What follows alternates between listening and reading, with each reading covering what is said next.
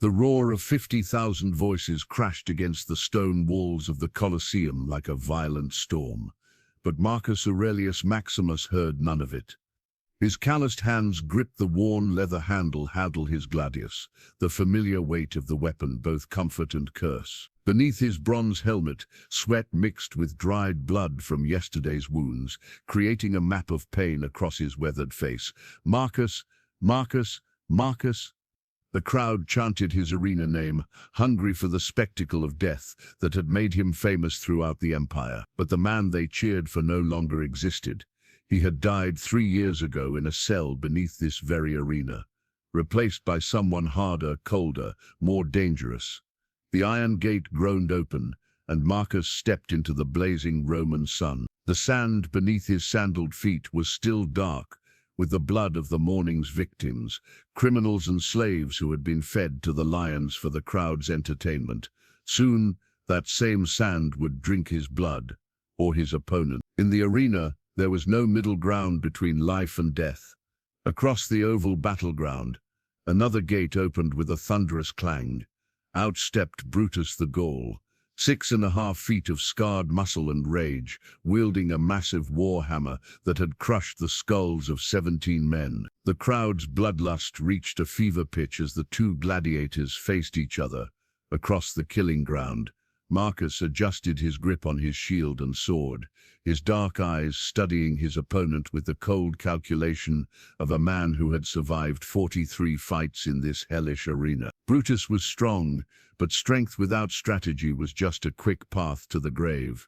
Marcus had learned that lesson the hard way, written in the scars that covered his body like a soldier's history. The editor of the games, a fat senator named Gaius Flavius, stood in the imperial box and raised his staff. The crowd fell silent in anticipation.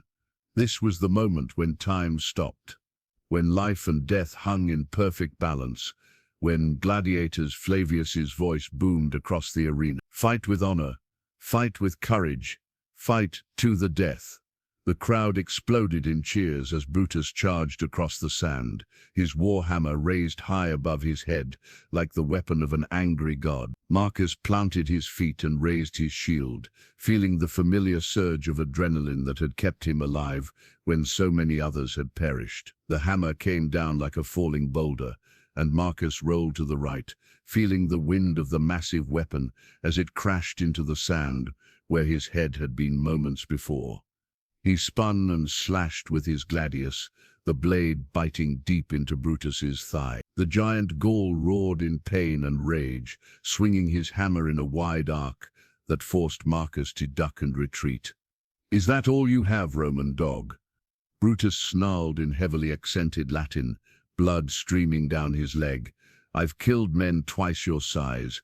Marcus said nothing. Words were wasted energy in the arena, and he had learned to conserve every ounce of strength for survival. He circled his opponent like a wolf, looking for the next opening, the next weakness to exploit. The battle raged for 20 minutes under the merciless sun. Marcus's shield splintered under the repeated blows of the warhammer, and a glancing blow opened a gash across his ribs that painted his bronze armor red. But he was faster, smarter, and most importantly, he had more to lose. Not his life, that had stopped mattering long ago, but his pride, his identity as a warrior, the last remaining pieces of who Marcus Aurelius Maximus had been before this place destroyed everything good in him. In the arena, that stubborn pride was all that separated him from the animals. Brutus, exhausted from swinging his massive weapon, stumbled slightly on his wounded leg. It was the opening Marcus had been waiting for. He feinted left, then spun right, bringing his gladius up in a perfect thrust that found the gap between Brutus's armor plates. The blade sank deep into the giant's chest, piercing his heart. Brutus's eyes widened in shock and pain.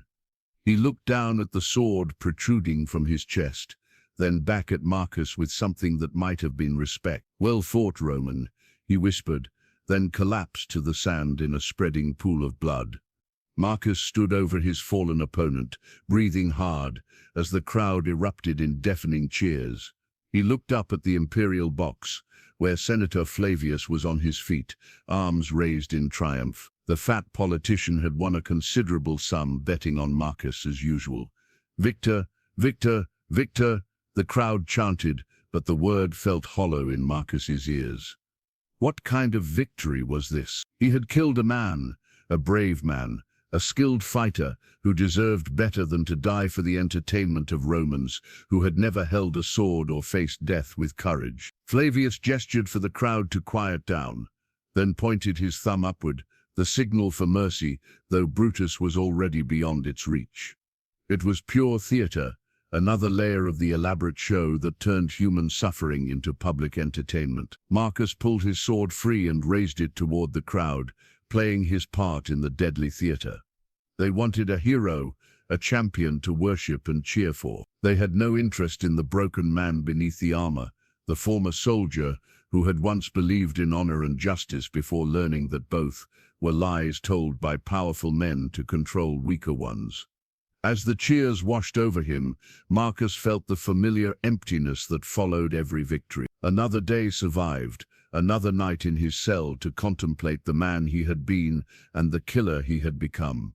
He had told himself that each fight brought him closer to freedom, closer to earning enough coin to buy his way out of this nightmare. But deep down he knew the truth.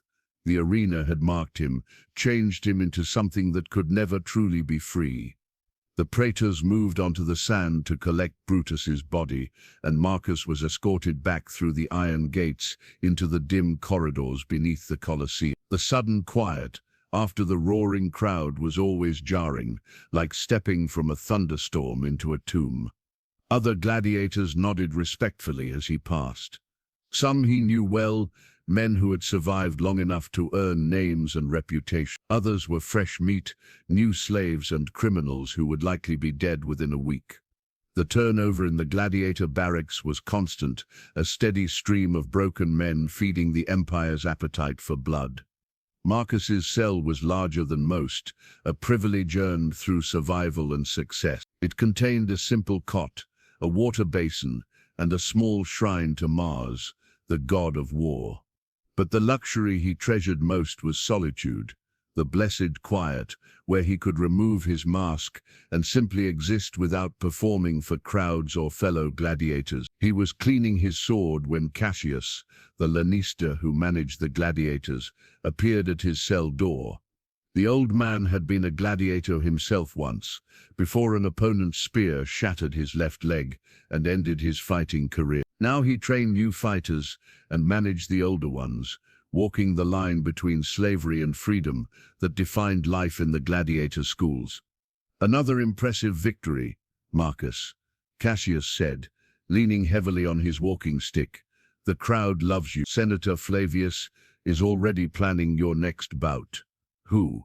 Marcus asked without looking up from his blade. "Titus the Thracian, fresh from the eastern provinces. They say he's never lost a fight." Marcus nodded. "They always said that about new fighters. The promoters loved undefeated champions. It made for better betting odds and louder crowds. But Marcus had faced supposedly unbeatable opponents before. They all bled the same color when steel found flesh." "When?" he asked. "3 days.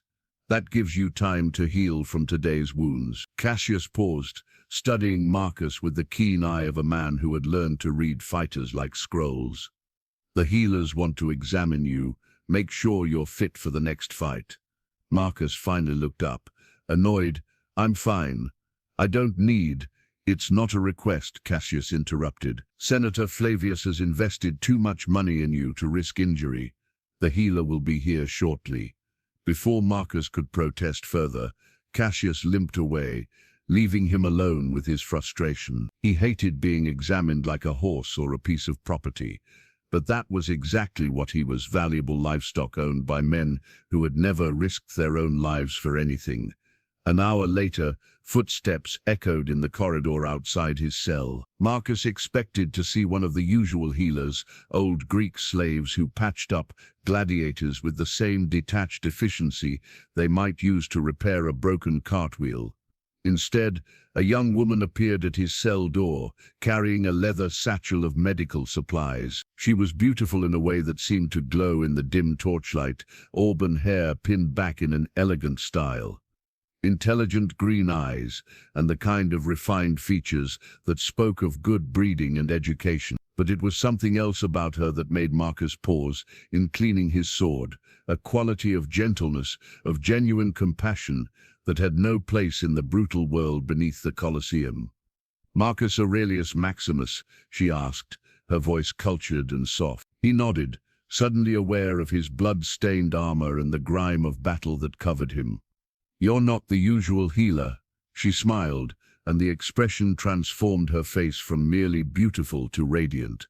"I'm Livia Claudia. My father, Gaius Claudius, is the physician who normally tends to the gladiators. He's ill with fever, so I'm here in his place." "A woman shouldn't be in this place," Marcus said, though not unkindly. "It's not safe." "I've been treating wounded men since I was old enough to hold bandages," Livia replied, stepping into his cell with surprising confidence. "My father trained me in the healing arts. A wound is a wound, whether it's on a senator or a gladiator." She set down her satchel and moved closer to examine him. This near, Marcus caught the scent of lavender in her hair, and something else, something clean and fresh, that was the complete opposite of the blood and sweat that permeated the gladiator quarters. "May I?" she asked, gesturing toward his armor. Marcus hesitated, then began removing the bronze plates. He was used to being examined by healers, but something about Livia's presence made him feel self-conscious about the network of scars that covered his torso, each one a story of violence, a reminder of fights survived and opponents defeated. When he pulled off his chest piece, he heard her sharp intake of breath. His body was a map of warfare.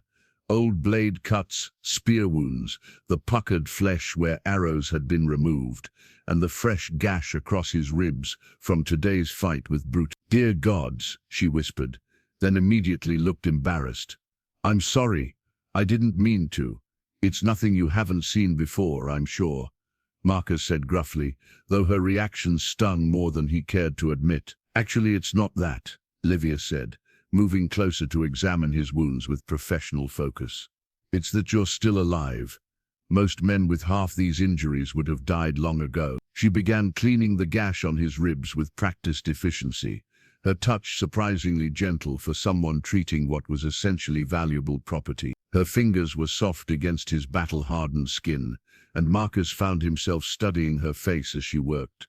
The concentration in her green eyes, the way she bit her lower lip when focusing on a particularly difficult spot. "This one's deep," she murmured, examining a partially healed wound on his shoulder. "How long ago?" "2 weeks. A rituarius, with a trident." She nodded, understanding the reference to the net and trident fighters, who were among the most dangerous opponents in the arena. "It's healing well, but you should rest it more." Marcus almost laughed. "Rest isn't an option in my profession." Livia looked up at him then, and for a moment their eyes met. In her gaze, he saw something he hadn't encountered in years, genuine concern for his well-being, not as a commodity or entertainment, but as a human being. "Why do you fight?" she asked quietly. The question caught him off guard. Most people assumed gladiators fought for glory, or money, or because they had no choice. Few bothered to ask what drove a man to risk death for the amusement of others. "Because the alternative is worse," he answered honestly. "What could be worse than this?" Marcus was quiet for a long moment, feeling her gentle hands continue their work on his wounds. When he finally spoke, his voice was rough with emotions he had buried deep. Living without purpose. Living without honor. Living as a coward who refused to fight when everything he cared about was taken from him. Livia's hands stilled, and she looked up at him with an expression of such understanding that it made his chest tighten. "What was taken from you?" For a heartbeat, Marcus considered telling her about his wife, about his children, about the life he had built and lost to the ambition of powerful men. But that story belonged to Marcus Aurelius Maximus, the Roman citizen, and that man was dead. Only the gladiator remained. Everything, he said simply. She nodded as if that answer explained more than a detailed confession might have. Her fingers resumed their work, applying a healing salve that smelled of herbs and hope. "I'll heal your wounds," she said softly, focused on bandaging his ribs. Marcus felt something crack inside his chest at her words. Not physical pain, but something deeper and more dangerous. It had been so long since anyone had offered to heal rather than harm, to mend rather than break. But as he looked down at this beautiful, compassionate woman who knelt beside him with such gentle purpose, Marcus knew the cruelest truth of all. His physical wounds would heal, given time and care, but the wounds to his soul, the scars left by loss and betrayal and the terrible things he had done to survive, those would never heal. They were part of him now, as permanent as the marks on his body. And that meant Livia Claudia, with her gentle hands and caring heart, could never truly save him. The realization hit him like a sword thrust to the heart, and he knew that his next words would hurt her more than any wound he had ever received in the arena. Marcus watched Livia's face change as she processed his words. The gentle concentration she had shown while tending his wounds shifted to something deeper, a recognition of shared pain that made his chest constrict with an emotion he had thought buried forever. "I understand," she said quietly, continuing to wrap the bandage around his ribs with steady hands despite the tremor he heard in her voice. "Sometimes the things we lose define us more than the things we keep." Her words hung in the air between them like a bridge neither dared to cross. Marcus found himself studying her profile as she worked, the curve of her neck, the way the torchlight caught the auburn highlights in her hair, the small scar near her left temple that spoke of some childhood accident. She was beautiful, but it was her gentleness that threatened to undo him completely. "You speak as if you know loss," he said, surprising himself with the observation. Livia's hands paused for just a moment before resuming their careful work. "Everyone knows loss, Marcus. The only difference is what we choose to do with the pain it leaves behind." Before he could ask what she meant, footsteps echoed in the corridor outside. Livia quickly finished securing his bandage and stepped back as Cassius appeared at the cell door, his weathered face creased with concern. "How is he?" the Lannister asked, directing the question to Livia rather than Marcus. "The wounds are clean and will heal properly with rest," she replied, her tone becoming more formal and professional. "But he needs time to recover fully before his next fight." Cassius frowned. "Senator Flavius won't want to hear about delays.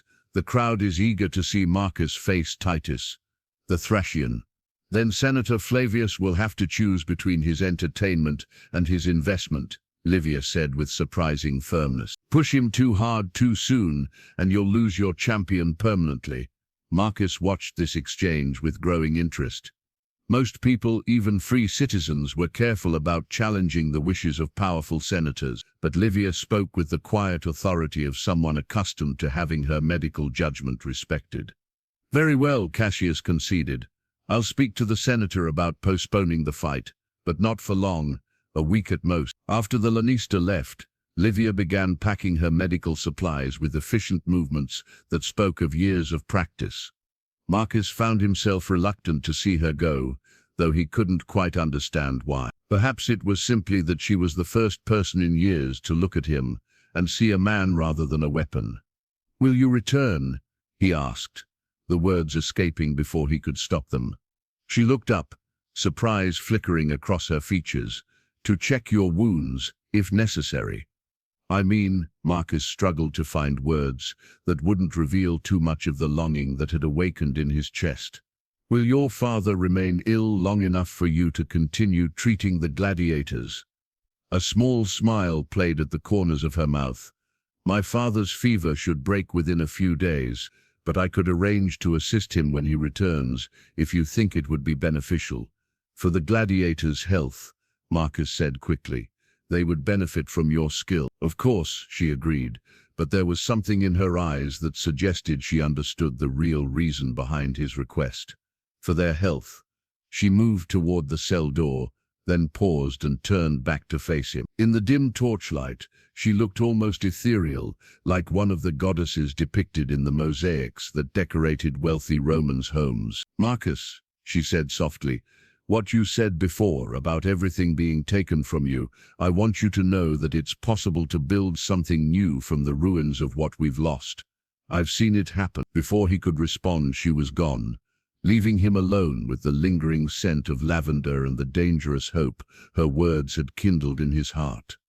The next morning brought the familiar routine of training and preparation. The Gladiator school operated with military precision, exercises at dawn, weapon practice until midday, then rest and healing in the afternoon heat. Marcus threw himself into the routine with renewed vigor, partly to distract himself from thoughts of green eyes and gentle hands, and partly because Livia's words about building something new had stirred emotions he wasn't ready to examine. He was practicing sword forms with Quintus, a veteran fighter who specialized in training newer gladiators, when a commotion near the training grounds entrance caught their attention.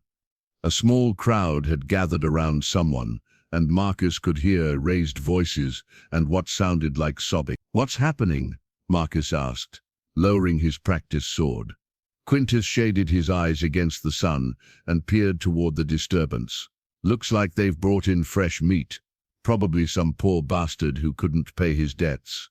Marcus nodded grimly. Debt slavery was one of the most common paths to the gladiator schools, along with criminal conviction and capture in war.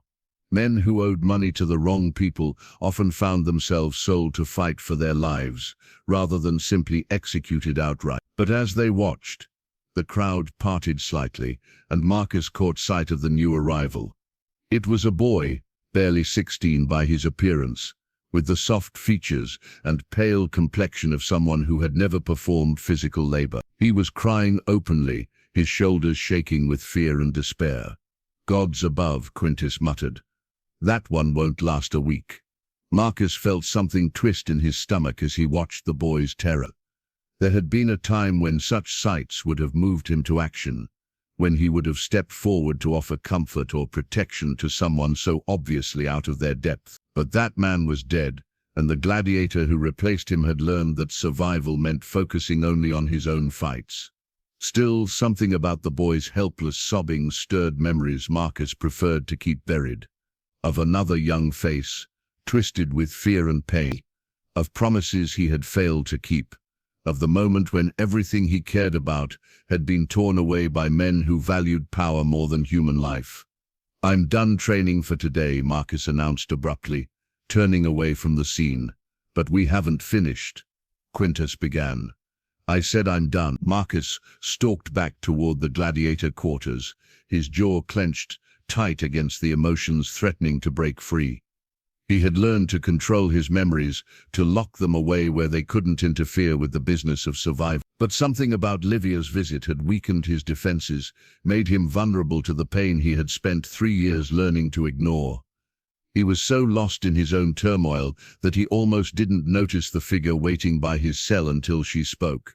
"You look troubled." Marcus's head snapped up to find Livia standing in the shadows of the corridor, her medical bag in hand and concern written across her features. She wore a simple white stola today, and her hair was arranged in a more practical style that somehow made her look younger and more approachable. "What are you doing here?" he asked, more harshly than he intended. If his tone offended her, she didn't show it. "I wanted to check your wounds.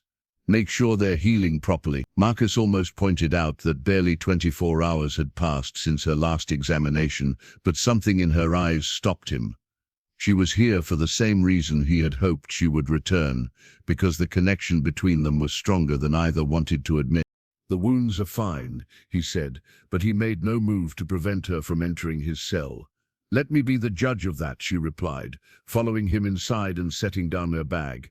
"Remove your tunic, please." Marcus complied, pulling the rough garment over his head and revealing the network of scars that mapped his torso. Livia's professional composure slipped slightly as her eyes traced the evidence of countless battles, but she recovered quickly and moved closer to examine his injuries. Her touch was even gentler than it had been the day before, and Marcus found himself studying her face as she worked. Up close, he could see the intelligence in her green eyes, the compassion that seemed to radiate from her like warmth from a brazier. She was everything he had lost, and everything he could never have again. "These are healing well," she murmured, her fingers tracing the edges of the bandage on his ribs. "But you'll have new scars." "Scars don't matter in the arena," Marcus replied. "Only victory matters." "Scars tell stories," Livia said, her hands stilling against his skin. "They're proof that we survived what tried to destroy us." Her words hit him like a physical blow, because they were exactly what his wife had told him about the wounds he had brought home from his military campaigns. Claudia had traced each scar with the same gentle touch, calling them badges of honor rather than disfigurements. The memory was so vivid and unexpected that Marcus felt his breath catch in his throat. For a moment, he was no longer in a gladiator's cell beneath the Colosseum, but in his villa outside Rome, with his wife's loving hands healing more than just his physical wounds. "Marcus?" Livia's voice seemed to come from very far away. "Are you all right?" He realized he was trembling, not from pain or cold, but from the force of emotions he had kept locked away for so long. When he looked at Livia, he saw concern and something else in her eyes, a recognition of the battle being fought inside him. "I'm sorry," he managed. "Sometimes the past, it finds ways to ambush us when we least expect it." "What happened to your family?" The question was so softly spoken, he almost didn't hear it. Marcus stared at her for a long moment, weighing the danger of opening wounds that had never properly healed. But something about her presence, her gentleness, her obvious compassion, made him want to trust her with the truth he had never shared with another living soul. "They were murdered," he said finally, his voice rough with suppressed grief. "My wife, my 2 children, killed to send a message to me about the price of defying powerful men." Livia's hand covered her mouth in horror, tears immediately springing to her eyes. "Oh, Marcus, I'm so sorry. I was a centurion in the legions," he continued, the words pouring out now like blood from a mortal wound. "I discovered that my commanding officer, Senator Lucius Cornelius, was selling military supplies to our enemies and pocketing the profits. Good Roman soldiers were dying because they lacked proper weapons and armor, while he grew rich from their sacrifice. You tried to stop him. I reported him to the authorities in Rome. Naively, I believed that justice would prevail, that the system would protect those who served it faithfully." Marcus laughed bitterly. "Instead, Cornelius had my family killed while I was away on campaign. When I returned, I found them dead in our home, my wife, my son who was 8 years old, my daughter who was only 6. Tears were streaming down Livia's face now, but she said nothing, simply listening as he purged himself of the poison he had carried for so long. "I tried to kill Cornelius," Marcus continued, "broke into his villa with my sword, ready to send him to the underworld to join my family. But he had guards waiting. He knew I would come. They captured me, and instead of execution, he chose a more creative punishment. He had me framed for treason and sold into slavery. 'Let him die slowly in the arena,' he said. 'Let him suffer for his self-righteousness.' But you didn't die," Livia whispered. "No, I learned to fight, to kill, to survive. Every victory in the arena is fueled by my hatred for the man who destroyed my life. Every opponent I face becomes Cornelius in my mind.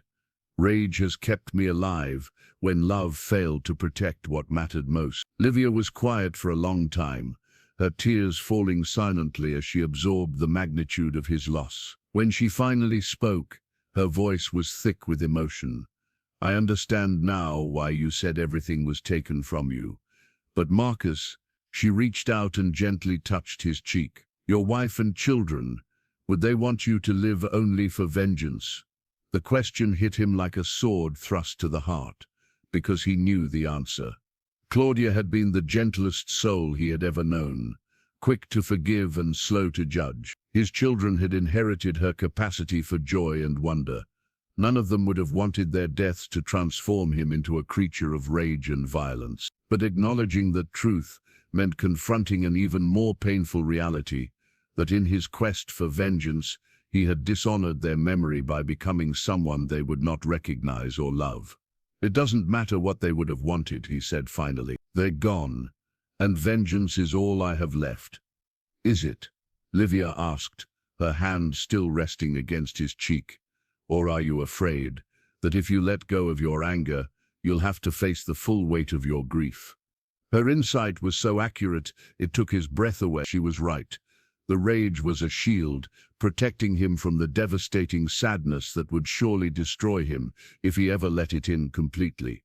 As long as he focused on hatred for Cornelius, he didn't have to feel the crushing weight of missing his family every single day. "You don't understand," he whispered. "I understand more than you think." Livia's voice was steady despite her tears. "My mother and younger brother died in a plague 5 years ago. For months afterward, I threw myself into my studies, into learning everything I could about medicine and healing. I told myself it was to honor their memory, to prevent other families from suffering the same loss." Marcus looked at her with new understanding. But that wasn't the real reason. The real reason was that if I stayed busy enough, worked hard enough, focused on other people's pain, I could avoid dealing with my own. It wasn't until my father made me stop and actually grieve that I could begin to heal.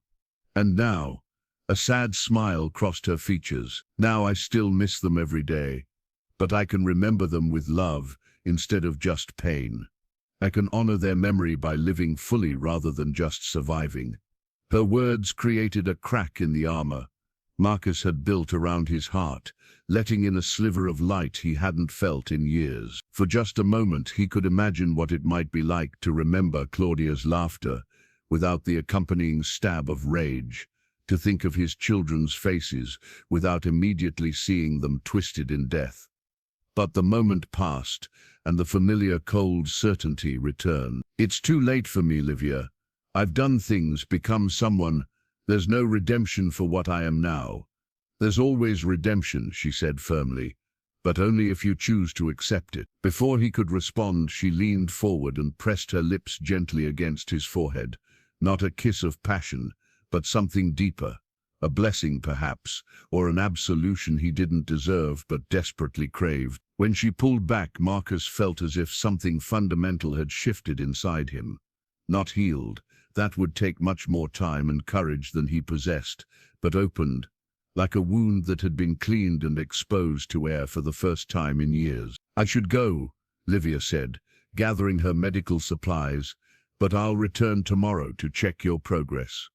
"Livia," he called as she reached the cell door. She turned back, and in the torchlight she looked like an angel sent to minister to the damned. "Thank you," she smiled, and the iris was so radiant it made his chest ache with longing. "Thank you for trusting me with your story, Marcus. Your wife and children, their love for you didn't die with them. That love is still part of who you are, buried beneath all that pain. Maybe it's time to let it surface again." After she left, Marcus sat in the growing darkness of his cell, turning her words over in his mind like a prayer. For the first time in 3 years, he allowed himself to remember his family, not as victims, but as the people who had loved him unconditionally. The pain was still there, but underneath it, like a spring buried beneath stones, he felt the faintest trickle of something he had thought lost forever: hope.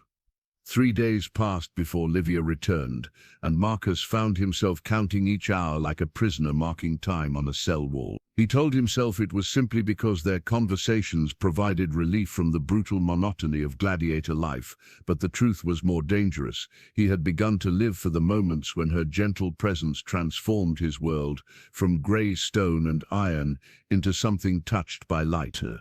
When she finally appeared at his cell door carrying fresh bandages and wearing a pale blue stola that made her eyes seem to glow like precious stones, Marcus felt his carefully constructed emotional walls tremble. "How are the wounds healing?" she asked, though her professional tone couldn't quite hide the warmth in her voice. "See for yourself," Marcus replied, removing his tunic with less reluctance than he had shown before. As Livia examined his injuries, her touch lingering perhaps longer than strictly necessary, Marcus found himself studying her face with growing intensity. There was something different about her today, a tension around her eyes, a tightness in her jaw that spoke of worry or fear. "The healing progresses well," she said, rebandaging his ribs with practiced efficiency. You should be cleared for combat within a few days. You don't sound pleased about that, Marcus observed. Livia's hands stilled, and she looked up at him with an expression of such naked concern that it made his breath catch. Should I be pleased that you're recovering quickly enough to risk your life for the entertainment of others? Her words hung between them like a confession, revealing more about her feelings than she had probably intended. Marcus felt something shift in his chest, not the crack of healing that her previous visits had brought, but something deeper and more dangerous. It's what I am, Livia, what I was made into. It's not who you are, she said fiercely, her green eyes blazing with conviction. You're a man who loved his family, who fought for justice, who still carries honor in his heart, despite everything that's been done to you.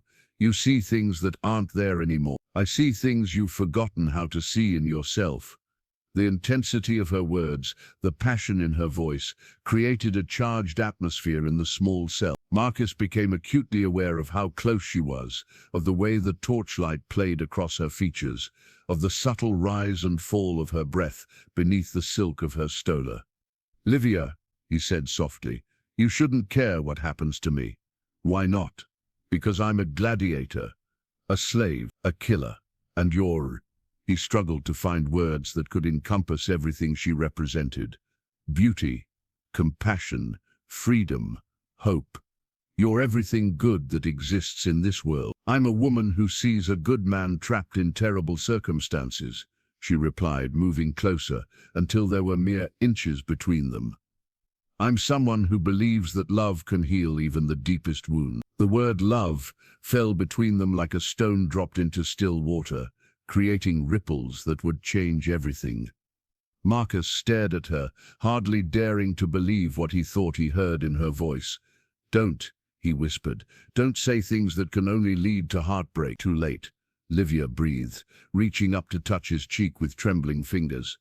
I think I'm already falling in love with you, Marcus Aurelius Maximus. The last of his resistance crumbled at her word. With a sound that was half groan, half prayer, Marcus pulled her into his arms and pressed his lips to hers. The kiss was desperate, hungry, filled with 3 years of loneliness and the sudden, overwhelming need to feel human again. Livia melted against him, her hands tangling in his hair as she returned his kiss with a passion that matched his own. For a moment, the cell ceased to exist. There was no Colosseum, no arena, no audience hungry for blood. Only the miracle of two souls finding each other in the darkness. When they finally broke apart, both were breathing hard, and Livia's eyes were bright with unshed tears. This is madness, Marcus said, though he made no move to release her from his embrace. Yes, she agreed, but it's the most wonderful madness I've ever known. You don't understand what you're risking. If anyone discovers, let me worry about the risks, Livia interrupted, pressing her fingers to his lips. I've spent my whole life being careful, being proper, following the rules that society laid out for me. But with you, Marcus, you make me want to be brave. Her words broke something open inside him, not just the walls around his heart, but the very foundation of the man he had become. For 3 years he had lived only for vengeance, only for the hope that someday he would face Senator Cornelius in the arena, and finally claim justice for his murdered family. But now, looking into Livia's eyes, he felt the stirrings of a different kind of hope. If we do this, he said carefully, if we allow ourselves to feel what's happening between us, there's no guarantee of how it ends. I could die in my next fight, or the one after that. And even if I survive, I'm still a slave. I have nothing to offer you except a heart that's been broken so many times, I'm not sure it can ever be whole again. I don't need you to be whole, Livia said, her voice soft but certain. I need you to be willing to let me love the pieces of you that remain. Marcus closed his eyes, overwhelmed by the magnitude of what she was offering. When he opened them again, Livia was still there, still looking at him with that combination of love and determination that had somehow penetrated defenses he thought were impregnable. I haven't been truly alive since the day my family died, he admitted. But when I'm with you, Livia, you make me remember what it felt like to hope for tomorrow instead of just surviving today. Then hope with me, she whispered, standing on her toes to press another kiss to his lips. This one was gentler than the first, but no less meaningful, a promise sealed between two hearts that had found each other against impossible odds. They were so lost in each other that neither heard the footsteps in the corridor until it was too late. A harsh cough from the cell entrance made them spring apart, and Marcus felt his blood turn to ice as he saw Cassius standing in the doorway, his weathered face dark with disapproval. "Well," the Lanista said dryly, "this is an interesting development." Livia straightened her stola with as much dignity as she could muster, though Marcus could see the fear in her eyes. Discovery meant disgrace for her, possibly even death. Roman law was harsh toward free citizens who became involved with slaves, especially women who forgot their place in society's rigid hierarchy. "It's not what it appears," she began, but Cassius held up a hand to stop her. "Please, Lady Livia, I may be old, but I'm not blind." He stepped fully into the cell, his expression unreadable. "The question is, what am I supposed to do about what I've seen?" Marcus moved protectively in front of Livia, his muscles tensing for a fight even though he knew it would be futile. "Whatever punishment you think necessary, direct it at me. She's done nothing wrong." "Nothing wrong," Cassius laughed, but there was no humor in the sound. "She's fallen in love with a gladiator. In the eyes of Roman society, that's the gravest sin a woman of her station can commit." "Please," Livia said, stepping out from behind Marcus, despite his attempt to shield her. "I'll do anything, pay any price, but don't report this. I'm begging you." Cassius studied them both for a long moment, his calculating gaze moving from Marcus's protective stance to Livia's desperate plea. When he finally spoke, his voice was thoughtful rather than condemning. "You know, in all my years managing gladiators, I've learned to recognize the difference between men who fight to survive and men who fight for something greater. Marcus here has always been the former, skilled, dangerous, but ultimately empty. Lately, though," he paused, his eyes lingering on Marcus's face. "Lately there's been something different about him. A spark I haven't seen before." "Cassius," Marcus began, but the old Lanista cut him off. "I'm not finished. You see, Lady Livia, I've also learned that a gladiator with something to live for fights harder than one with nothing to lose. They're more careful, more strategic, more determined to survive. And survival, in this business, translates to profit." Marcus felt a chill run down his spine as he began to understand where this conversation was heading. "What do you want?" "Your complete cooperation," Cassius replied bluntly. "No more questioning orders, no more sulking about fights, no more of this death wish attitude you've been carrying around. You fight to win, always, because now you have something precious to protect. And in return," Livia asked, though her voice suggested she already feared the answer, "in return, I'll make sure you have opportunities to continue your medical consultations with our champion here. Discreetly, of course. What Senator Flavius doesn't know won't hurt him." It was extortion, pure and simple, but Marcus felt a surge of relief nonetheless. Cassius could have reported them immediately, ending Livia's reputation and probably her life. Instead, he was offering them a chance to continue their relationship, albeit under his control. "There are conditions," Cassius continued. "First, absolute discretion. If word of this spreads beyond these walls, I'll deny any knowledge and you'll both face the consequences alone. Second, Marcus, your performance in the arena becomes my priority. Any sign that this relationship is making you weak or distracted, and it ends immediate." "Understood," Marcus said quickly, before Livia could object. "And third," Cassius's gaze shifted to Livia, "you'll expand your medical services to include all the gladiators, not just Marcus. Having a skilled healer regularly available will improve our fighters' survival rates, which benefits everyone." Livia nodded eagerly. "Of course, I'd be honored to help however I can." "Good." Cassius turned to leave, then paused at the cell entrance. "One more thing, Marcus. Your next fight has been scheduled for tomorrow afternoon. Titus the Thracian.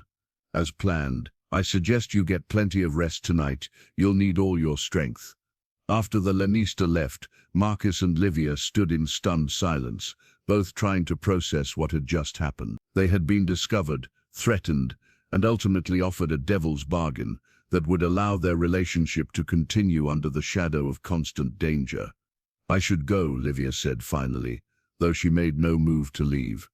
"We can't risk giving Cassius any reason to change his mind." "Livia, wait." Marcus caught her hand as she reached for her medical bag. "What he said about my fight tomorrow, I need you to understand something. In the arena, anything can happen. If Titus proves stronger or faster than expected—" "Don't," she said firmly, pressing her fingers to his lips. "Don't talk about dying. Not now, not when we've just found each other. I have to, because if something happens to me, I need you to know that these past few days, these moments with you, have given me something I thought I'd lost forever. You've reminded me how to be human again." Tears spilled down her cheeks as she pulled his hand to her heart. "And you've shown me what it means to love someone completely, without reservation or fear. Whatever happens tomorrow, that won't change." They kissed again, desperately, both knowing it might be their last chance. When they finally separated, Marcus felt as if he were tearing away part of his soul. "I'll be there tomorrow," Livia whispered, "in the physician's section, watching over you. I'll fight harder, knowing you're there," Marcus replied. "I'll fight to come back to you." After she left, Marcus sat alone in his cell, staring at the small shrine to Mars that had been his only companion for so long.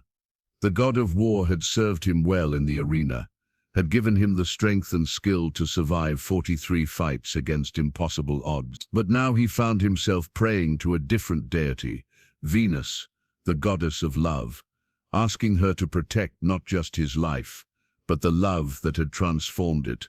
Tomorrow would bring another test of blood and steel, another dance with death under the merciless Roman sun. But for the first time in 3 years, Marcus would enter the arena with something more powerful than rage or despair, driving him forward. He would fight for love, and that, he realized, might be the most dangerous weapon of all. The morning of the fight dawned gray and oppressive, with storm clouds gathering over Rome like an omen of the violence to come. Marcus had barely slept, his mind alternating between thoughts of Livia's gentle touch and strategies for defeating Titus the Thracian. For the first time in 3 years, he felt the weight of mortality pressing down on him, not because he feared death, but because he finally had something worth living for. As he strapped on his armor in the dim preparation chamber beneath the Colosseum, Marcus was surprised to find his hands steady. The tremor of nervous energy that had plagued him before recent fights was gone, replaced by a calm certainty that felt almost divine. He would win today. He had to win. Livia was counting on him to return to her arms. "You seem different," Quintus observed, helping Marcus adjust his bronze chest plate. "Calmer, more focused. Perhaps I'm finally learning to accept my fate," Marcus replied, though he knew the truth was more complex. He wasn't accepting fate, he was choosing to shape it. "Or perhaps you found something worth fighting for besides mere survival," Cassius said, appearing in the doorway with his characteristic limp. The Lanista's eyes held a knowing gleam that made Marcus wonder how much the old man truly understood about the forces driving human hearts. "Is she here?"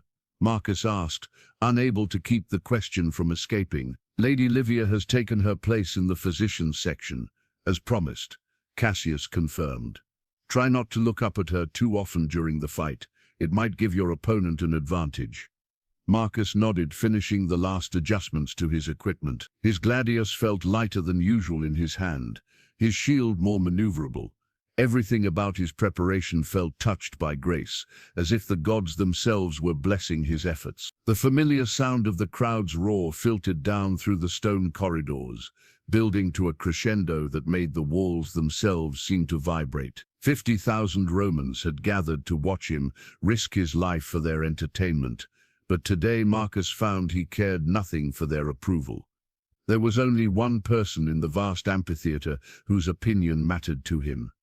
"Time to go," Cassius announced. Marcus took a deep breath, squared his shoulders, and walked toward the iron gate that separated the preparation area from the arena. With each step, he felt the familiar transformation beginning, the shift from man to weapon, from Marcus Aurelius Maximus, the grieving husband and father, to Marcus, the gladiator, champion of the sands. But today, the transformation felt different. Instead of emptying himself of emotion to become a more efficient killer, he filled himself with love. Love for Livia, love for the future they might build together, love for the possibility of redemption that she had awakened in his heart. The gate rose with its thunderous clang, and Marcus stepped into the blazing afternoon sun. The crowd's response was immediate and deafening. They loved their champion, their killer, their source of vicarious violence. He raised his sword in acknowledgement, playing his part in the deadly theater, but his eyes searched the stands until he found her. Livia sat in the physician's section, her white stola making her stand out like a beacon of purity in the sea of bloodthirsty faces. Even from this distance he could see the tension in her posture, the way her hands gripped the stone bench as if she could somehow hold him safe through will alone. When their eyes met across the vast arena, she pressed her hand to her heart and nodded, a gesture of love and faith that filled him with strength. At the opposite end of the arena, another gate opened, and Titus the Thracian emerged to thunderous applause. The man was everything the promoters had promised: tall, powerfully built, moving with the fluid grace of a born warrior. His armor gleamed in the sunlight, unmarked by the scars that told stories of previous battles. This was a fighter in his prime, hungry for the glory that could only be won through bloodshed. Senator Flavius stood in the imperial box, his corpulent form draped in purple silk that marked his rank and wealth. The fat politician raised his staff for silence, and the crowd gradually quieted in anticipation of the announcement. Citizens of Rome. Flavius's voice boomed across the arena, amplified by the perfect acoustics of the ancient amphitheater. Today you witness a battle between champions. In this corner, our beloved Marcus, veteran of 43 victories, slayer of giants, the pride of our arena.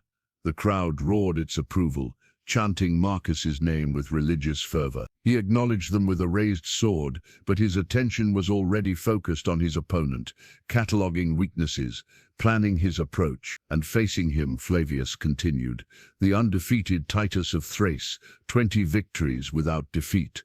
Master of the Thracian fighting style, hungry for Roman glory. Titus raised his curved sword and distinctive small shield, drawing cheers from spectators who loved an underdog story. The betting odds had been posted throughout the city. Marcus was favored, but not by much. Titus's undefeated record had captured the imagination of gamblers looking for a profitable upset. Let the gods judge who is worthy, Flavius declared. The two gladiators began their deadly dance, circling each other like predators in the sand. Titus moved with the characteristic crouch of his fighting style, his curved blade weaving hypnotic patterns in the air. Marcus maintained the more upright stance of Roman military training, his rectangular shield positioned to protect his torso while leaving his sword arm free to strike. For several minutes, they tested each other, quick feints, probing attacks, attempts to gauge reaction time and defensive capabilities. The crowd grew restless, hungry for blood, but both fighters understood that patience was often the difference between victory and death. Titus struck first, his curved blade whispering through the air in a cut aimed at Marcus's legs. Marcus jumped back, then immediately pressed forward with a thrust that forced the Thracian to give ground. They traded blows for several exchanges, their weapons ringing against shields and armor in a deadly percussion that echoed through the arena. Marcus found himself impressed by his opponent's skill. Titus was everything the promoters had claimed: fast, strong, technically proficient, and utterly committed to victory. But there was something else about the Thracian that seemed familiar, something in the way he moved that triggered memories Marcus couldn't quite place. The fight continued with neither man gaining a decisive advantage. Marcus landed several minor cuts, while Titus managed to dent Marcus's shield with a powerful overhead strike that nearly broke his arm. The crowd was on its feet now, screaming encouragement to both fighters as they pushed themselves to the limits of endurance. It was during a brief separation, as both men paused to catch their breath, that Marcus heard something that made his blood freeze in his veins. "Fight harder, Marcus," Titus called out in Latin, but underneath the words was an accent that Marcus recognized with horrible clarity. "Senator Cornelius sends his regards." The words hit Marcus like a physical blow, but it was what came next that nearly brought him to his knees. Titus pulled something from beneath his armor, a small silver pendant that caught the sunlight and sent Marcus's world spinning into chaos. It was Claudia's necklace, the one he had given her on their wedding day, the one she had been wearing when he found her murdered body 3 years ago. "Recognize this, Marcus?" Titus taunted, holding the pendant high enough for Marcus to see clearly. "Your wife was wearing it when we killed her. She begged for mercy, you know. Called out your name as she died." Rage exploded through Marcus's body like molten metal, but it was mixed with something far worse. A devastating realization that threatened to destroy his sanity. Titus wasn't just any gladiator. He was one of the men who had murdered Marcus's family, and now he was here in the arena, sent by Cornelius to finish what they had started 3 years ago. "You," Marcus's voice was a hoarse whisper that somehow carried across the sand. "You were there. I was there," Titus confirmed, his smile cruel and triumphant. "I was the one who held your son while Cornelius slit his throat." The boy cried for his father, but his father was too busy being a soldier to save him. The crowd, sensing the change in atmosphere, but not understanding its cause, grew even more excited. They thought this was part of the show, theatrical taunting designed to heighten the drama. They had no idea they were witnessing the orchestrated destruction of a man's soul. Marcus looked up at the physician's section, where Livia sat watching with growing concern. She couldn't hear the words being exchanged, but she could see the change in his posture, the way his hands had begun to shake with barely controlled fury. Her face was pale with worry, and she leaned forward as if she could somehow reach across the arena to help him. In that moment, staring at the woman he loved while holding the evidence of his family's murder, Marcus understood the true cruelty of Cornelius's plan. It wasn't enough to have him killed in the arena. The senator wanted him to suffer first, wanted him to taste hope and love again, only to have it ripped away in the most brutal manner possible. "You see now, don't you?" Titus continued, reading the devastation in Marcus's eyes. "This whole thing, your survival, your victories, even that pretty little healer who thinks she loves you, it's all been orchestrated. Cornelius has been pulling the strings from the beginning, waiting for the perfect moment to crush you completely." "No," Marcus whispered, but even as he spoke, he felt the terrible logic of it settling into his mind like poison. How else could he explain his unlikely survival in the arena? How else could a senator ensure that a specific gladiator would live long enough to face a particular opponent? "Oh yes," Titus laughed, enjoying Marcus's agony. "Every fight, every victory, carefully managed.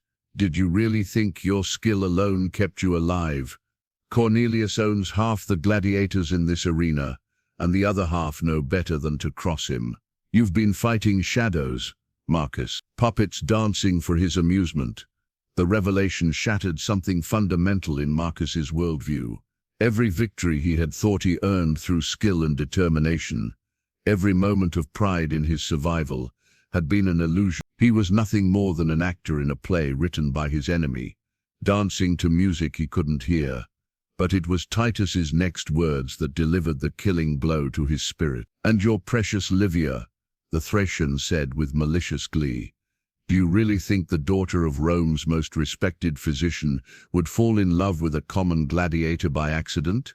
She's been playing her part beautifully, hasn't she? All those gentle touches, those tears of sympathy, those sweet words of love. Cornelius chose her well. She's almost convinced me she actually cares about you. "You're lying," Marcus said, but his voice lacked conviction. A terrible doubt was creeping into his heart, poisoning everything he thought he knew about love and redemption. "Am I?" "Look at her, Marcus. Really look. See how she sits in the physician's section, perfectly positioned to watch your destruction. See how she maintains just the right distance, close enough to observe, far enough to avoid contamination. She's been studying you like a physician. Studies a disease, reporting back to Cornelius about your progress, your weaknesses, your growing attachment to her." Marcus's eyes found Livia again, and for the first time, doubt clouded his vision. Was there something calculating in her posture? Something professional rather than personal in the way she watched him? Had all her gentleness, all her compassion, all her love been nothing more than an elaborate performance? The final touch was genius.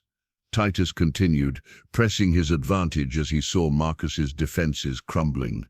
"Having you discover your forbidden love just before this fight, it gave you something to lose, something that would make your defeat even more devastating.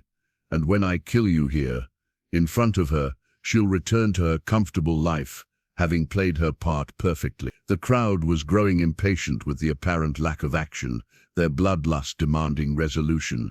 But Marcus barely heard their shout. He was drowning in a sea of doubt and betrayal, everything he had believed about love and redemption crashing down around him like the walls of a burning city. "Look at her face, Marcus," Titus whispered, moving closer. "Look at how she watches you. Is that the expression of a woman watching her beloved face death? Or is it the look of someone completing an assignment?" Against his will, Marcus looked up at Livia again. She was leaning forward now, her hands pressed to her mouth in apparent distress. But through the lens of Titus's poisonous words, even her concern seemed staged, performed. Had her tears been genuine, or had she learned to cry on command? The doubt spread through his heart like a cancer, destroying everything it touched. Every memory of her gentleness became suspect. Every word of love became a potential lie. The kiss they had shared, the passion in her voice when she declared her feelings, the way she had looked at him as if he were worth saving, had any of it been real? "Now you understand," Titus said with satisfaction. "Cornelius didn't just want you dead, he wanted you broken first. He wanted you to experience hope and love again, just so he could demonstrate how powerless you really are. Your wife and children died because you forgot your place. Now you'll die because you dared to love again." The Thracian raised his sword, preparing to deliver the killing blow to an opponent who no longer seemed capable of defending himself. Marcus stood frozen in the sand, his weapon hanging loose in his hand, his spirit crushed by the weight of revelation and betrayal. But as Titus began his final attack, something inside Marcus rebelled against the despair threatening to consume him. Whether Livia's love was real or false, whether his victories had been earned or given, whether his whole life had been a lie, none of that changed one fundamental truth. He was still alive. He still had choices, and he would not die without fighting back against the man who had murdered his family. With a roar of pure rage that silenced the entire Colosseum, Marcus raised his sword and met Titus's attack with the fury of a man who had lost everything and therefore had nothing left to fear. The real battle was just beginning. The clash of steel on steel rang across the Colosseum like thunder as Marcus and Titus fought with a savagery that left the crowd breathless. But this was no longer a gladiatorial contest for entertainment.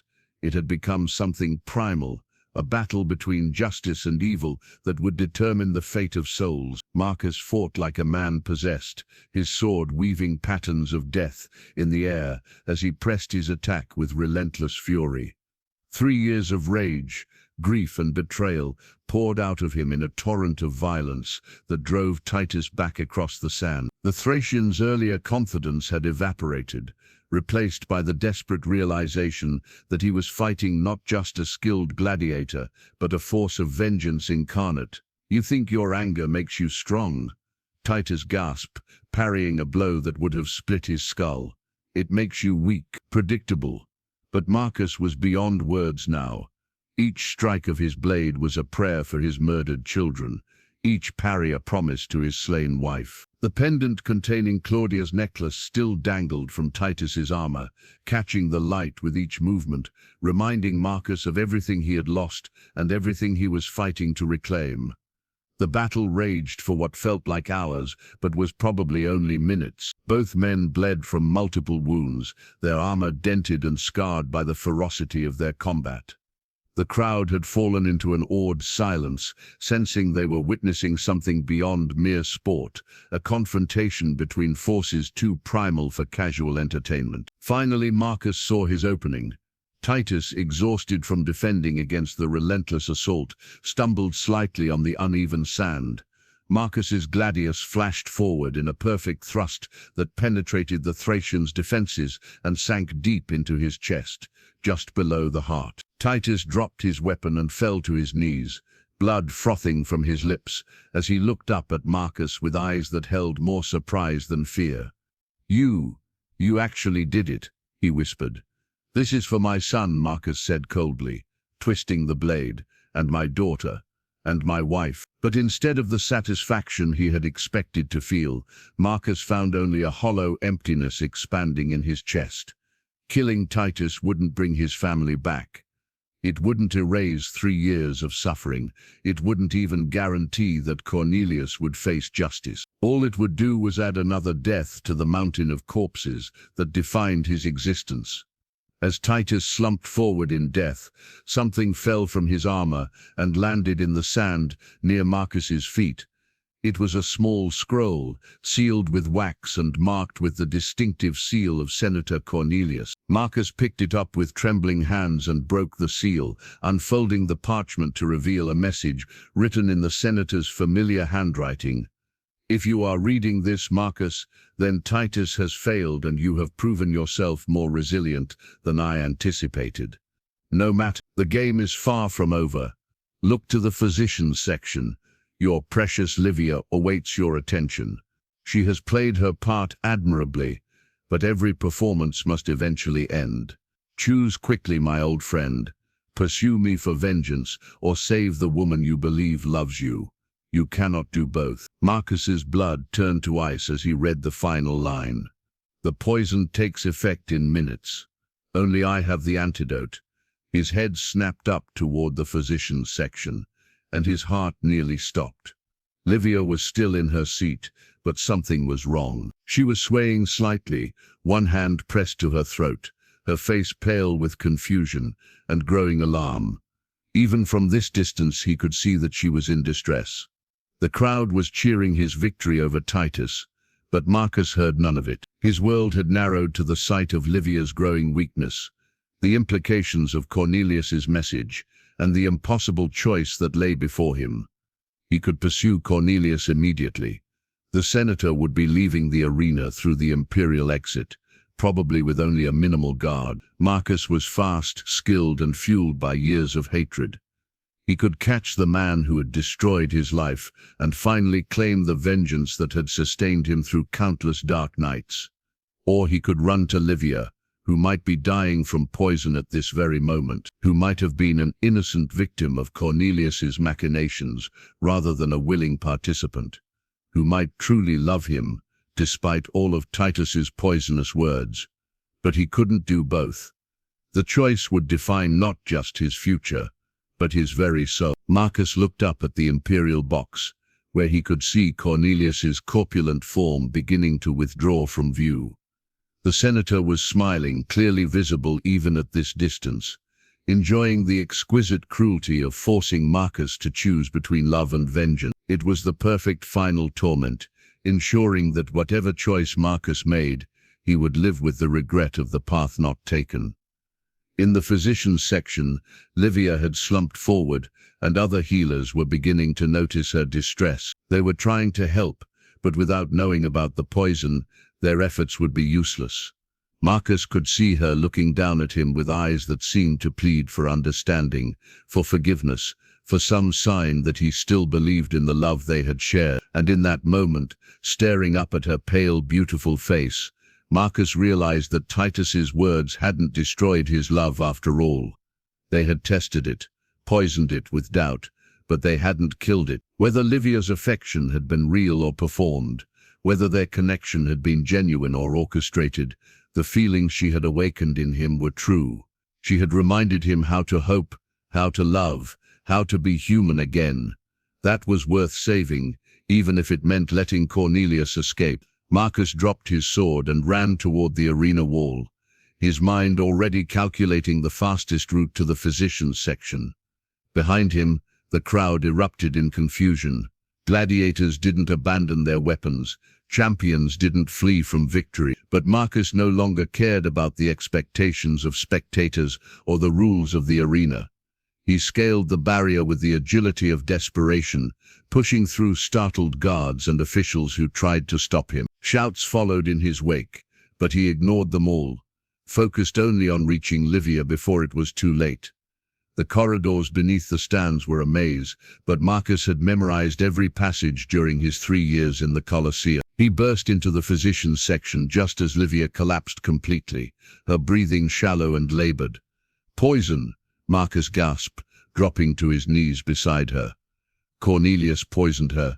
We need to—" Livia's voice was barely a whisper, but her eyes found his face and held it with desperate intensity. You came. I thought, when Titus said those things, I thought you might believe." "Shh," Marcus murmured, gathering her into his arm. Her skin was cold and clammy, her pulse rapid and weak. "Don't talk. Save your strength. We'll find a way to help you." "The things he said," she continued weakly, "about me being part of some plan. It's not true, Marcus. I swear by all the gods my feelings for you are real. I love you. I've loved you from the moment I first saw past your wounds to the man beneath." Marcus felt tears streaming down his face as he held her closer. "I know. I should have never doubted you. Forgive me." "There's nothing to forgive," Livia smiled, though the effort seemed to cost her greatly. "You had every reason to question. But Marcus, I need you to know, whatever happens next, these days, with you have been the happiest of my life. You showed me what real love feels like." The other physicians were trying various remedies, but Marcus could see the helplessness in their eyes. Without knowing the specific poison or having access to the antidote, they were powerless to save her. Time was running out, measured in her increasingly labored breaths.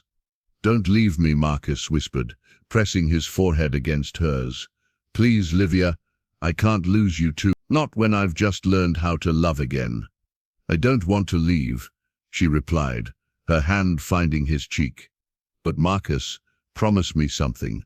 When this is over, don't let revenge consume what's left of your life. Live for something better.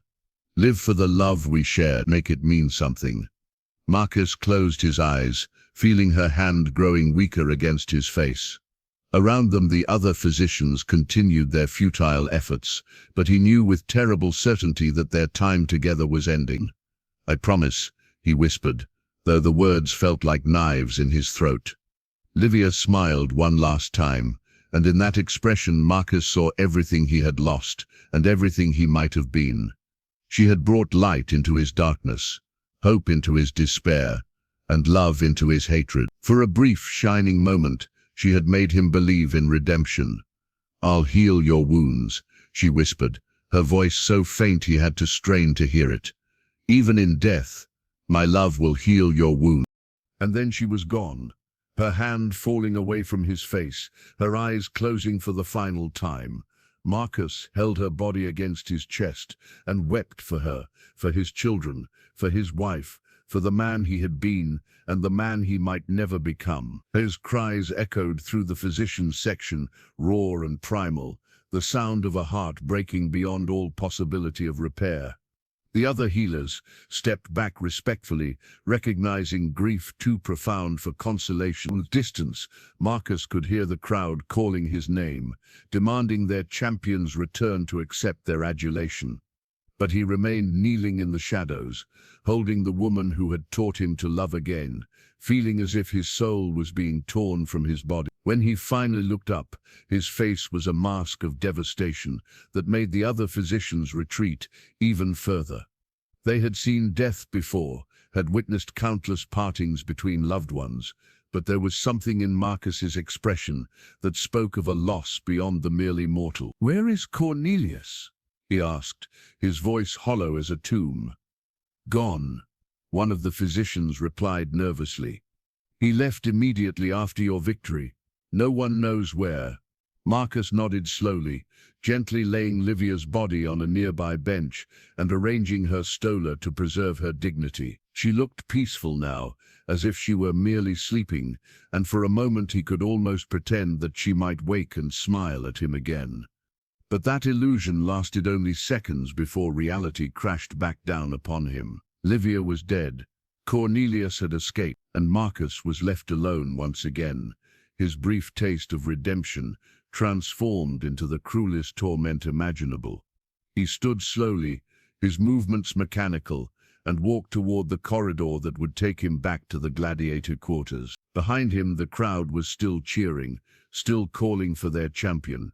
They wanted a celebration, a triumph, a happy ending to their afternoon's entertainment.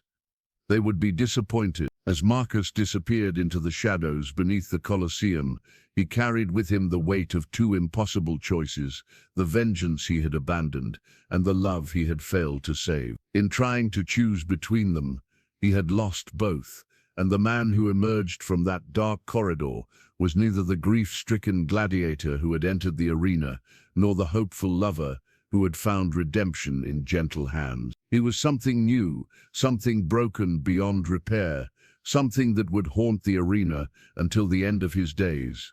The crowd could cheer for their champion all they wanted. Marcus Aurelius Maximus was already dead. The small cottage on the hillside overlooking the Mediterranean Sea was nothing like the grand villa Marcus had once called home, but it was peaceful in a way he had never thought possible again. Olive trees dotted the gentle slopes, their silver-green leaves catching the morning light, and the sound of waves against the rocky shore below provided a constant, soothing rhythm that had slowly taught his wounded soul to find rest. Marcus sat on the simple wooden bench he had built outside the cottage door, his weathered hands holding a piece of parchment that had arrived with the morning's messenger. The letter bore the seal of Rome, and its contents would have once filled him with rage and bitter satisfaction. Senator Lucius Cornelius was dead, killed not by Marcus's sword, but by his own excess and corruption. A weak heart had finally given out under the weight of his sins, ending a life devoted to cruelty and manipulation. But as Marcus read the news, he felt only a distant sadness for the waste of a human life. The burning hatred that had once consumed him, that had driven him through 44 fights in the Colosseum, had long since cooled to ashes. In its place was something Livia had planted in his heart during their brief time together. The understanding that some wounds could only be healed by choosing love over vengeance. He folded the letter carefully and set it aside, his eyes moving to the small garden where he grew herbs and vegetables for the village healers. It had taken him 2 years after escaping the gladiator school to stop thinking of himself as a weapon and remember that his hands could create as well as destroy. The transition from killer to healer had been slow and painful, but it was work that honored Livia's memory in ways that continued violence never could. A soft sound from within the cottage drew his attention, the cry of a baby waking from sleep. Marcus smiled, expression that would have seemed impossible to anyone who had known him in the arena, and rose to tend to his newest charge. Inside the simple but clean interior, he found little Julia stirring in her cradle. She was perhaps 6 months old, the daughter of a young woman who had died in childbirth, with no family to care for the infant. The village had brought her to Marcus because they knew he understood loss, knew he would protect what was precious and fragile. "Good morning, little star," Marcus murmured, lifting the baby into his arms with the practiced ease of someone who had learned to be gentle. Julia's dark eyes, so like her mother's, looked up at him with complete trust, and Marcus felt the familiar tightness in his chest that came whenever he held her.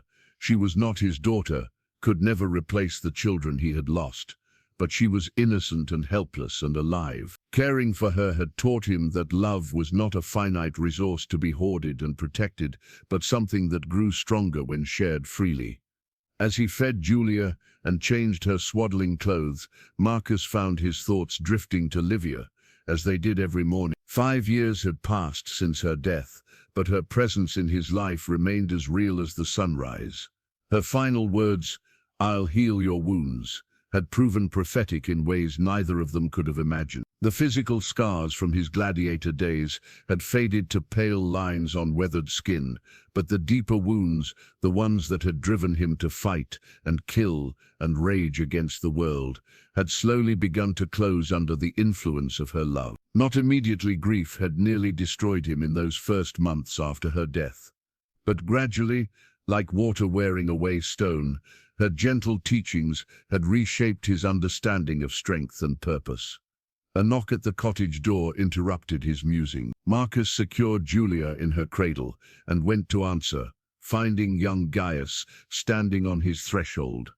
The boy was perhaps 14, tall for his age, with intelligent eyes that reminded Marcus powerfully of another young man he had once known. "Master Marcus," Gaius said formally, though there was warmth in his voice.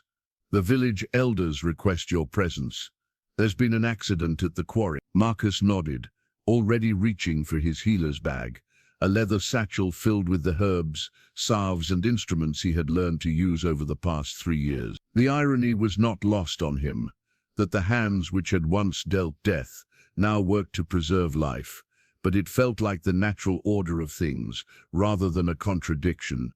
"Watch Julia for me," he instructed Gaius, who had become something of an adopted son during his time in the village. "I'll return as soon as I can." The boy nodded seriously, taking his responsibility as babysitter with the gravity of a sacred duty. Marcus had taught him that all life was precious, that protecting the innocent was the highest calling a man could have. It was a lesson learned not from philosophy or religion, but from the dying words of a woman who had seen good in a broken gladiator. As Marcus walked down the hillside toward the village, his healer's bag heavy on his shoulder, he reflected on the strange turns his life had taken. Once he had been Marcus Aurelius Maximus, respected centurion of Rome's legions. Then he had become simply Marcus, gladiator and killer, living only for revenge. Now he was Marcus the healer, tending to the sick and injured of a small coastal village that asked no questions about his past. Each identity had seemed complete at the time, but he understood now that they were all fragments of a larger whole. The soldier had taught him discipline and courage. The gladiator had shown him the value of life through proximity to death. And the healer was who he became when love proved stronger than hatred. The quarry accident was serious but not fatal. A young man crushed beneath falling stones, his leg broken and bleeding but his spirit intact. Marcus worked quickly and efficiently, drawing on skills that had once seemed impossible for hands trained only to wield weapons. As he cleaned and set the break, applying splints and bandages with gentle precision, he felt Livia's presence as surely as if she stood beside him. "You have steady hands," the injured man's wife said, tears of relief streaming down her face as Marcus assured her that her husband would recover completely. "It's as if the gods guide your touch." Marcus smiled softly, packing away his instruments. "Not the gods," he said quietly. Love guides everything worth doing." The sun was setting by the time he returned to his cottage, painting the sky in shades of gold and crimson that reminded him of Livia's hair. Gaius had prepared a simple meal and fed Julia, proving once again that responsibility could transform boys into men when they were given something meaningful to protect. After Gaius had gone home to his own family, Marcus sat once more on his bench, Julia sleeping peacefully in his arms. The evening breeze carried the scent of olive blossoms and sea salt, and somewhere in the distance he could hear villagers singing as they finished their day's work. It was a peaceful life, a good life, though not the one he had imagined for himself in his youth. There would be no monuments erected to Marcus the healer, no crowds cheering his victories, no wealth or fame or power. There was only this: the weight of a sleeping child, the satisfaction of skills used to preserve rather than destroy, and the quiet knowledge that somewhere beyond the veil of death, A gentle woman with green eyes was proud of the man he had become. "I kept my promise, Livia," he whispered to the evening air. "I chose love over revenge. I chose to live for something better."